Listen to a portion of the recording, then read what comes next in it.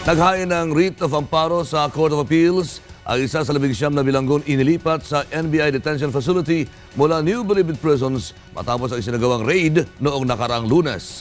Ito ang balita ni Victor Casare. Dumulog sa Court of Appeal si Noel Martinez matapos na mabigong makausap ng mga kamag-anak mula pa noong nakaraang linggo.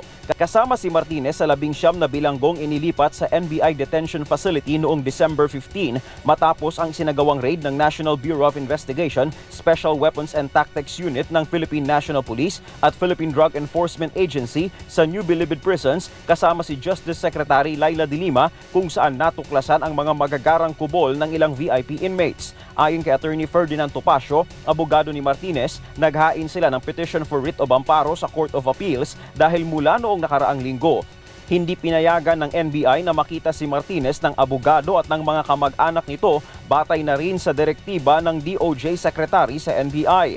Sinulatan nila si Secretary de Lima ngunit hindi sila tinugon. Ayon sa abogado, ang ginagawa ng NBI ay paglabag sa karapatang pantao at sa saligang batas. The instruction of the Secretary,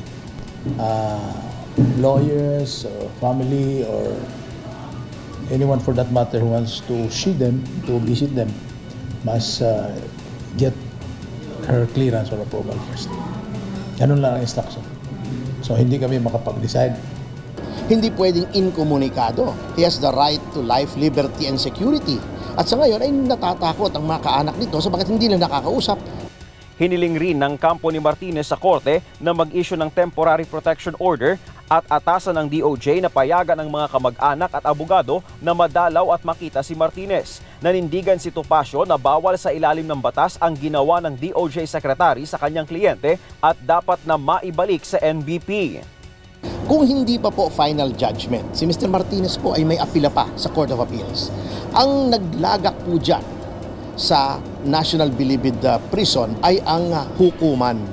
Kung saan po ang utos ng hukuman na ilagay yung detention prisoner ay dapat po hindi po ginagalaw yon ng walang court order. Bukod kay Martinez, sinulatan na rin ni Topacio sa Secretary de Lima upang makadalaw sa Martes ang mga kaanak nina Herman Agoho, Willie C. at Michael Ong na inilipat din sa NBI Detention Facility. Kung hindi mapagbibigyan, maghahain din sila ng writ of amparo sa korte para sa 3 bilanggo. Samantala, tiniyak naman ng NBI na sapat ang seguridad sa kanilang detention facility kahit ngayong holiday season. Heightened alert kami rito. We have more people assigned also to secure the perimeter.